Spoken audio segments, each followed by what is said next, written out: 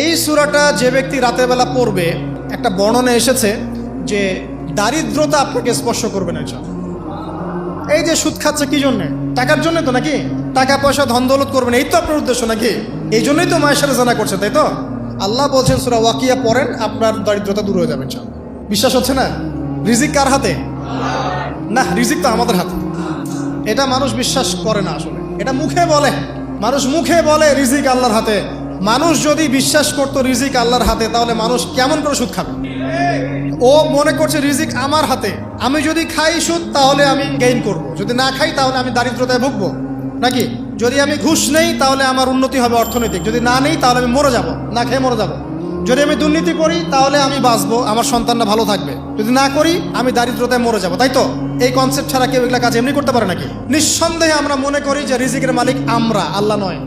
শুধু মুখের মধ্যে বলি যে রিজিকের মালিক আল্লাহ। রিজিকের মালিক যদি আল্লাহ হতো তাহলে আমি হালাল পথে থাকতাম এবং তাওয়াক্কুল করতাম যে আল্লাহ আমাকে যা রিজিক দিয়েছেন তা তো আসবেই, আসবে না? আসবেই। আপনাকে যদি আল্লাহ পাক, এটা কোন জেলা? লালমনিরহাট।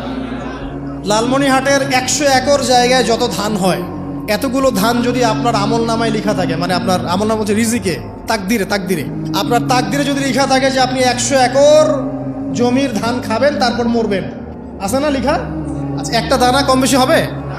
আপনি যদি আল্লাহর প্রতি তাওয়াক্কুলই করেন তাহলে আপনি হালাল পথে থাকবেন, বিশ্বাস করবেন যে আল্লাহ পাক যেটা লিখে রাখছে আমার তাকদিরে রিজিক, এর একটা দানা রেখেও আমি পৃথিবী থেকে যাব না, সিম্পল। তখন আপনার অন্য পথে যাওয়ার কোনো কারণ নাই।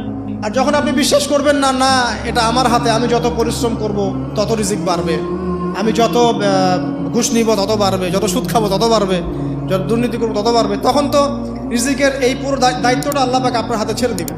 আল্লাহ পাক আপনাকে কোনো বারাকা দিবেন না। ইয়ামহাকুল্লাহু রিবা ওয়া ইউরবিস সাদাকা। সদকা করলে সম্পদ বৃদ্ধি পায়, আর রিবার মধ্য দিয়ে সম্পদ ধ্বংস হয়ে যায়, একদম মাটিতে মিশে যায়।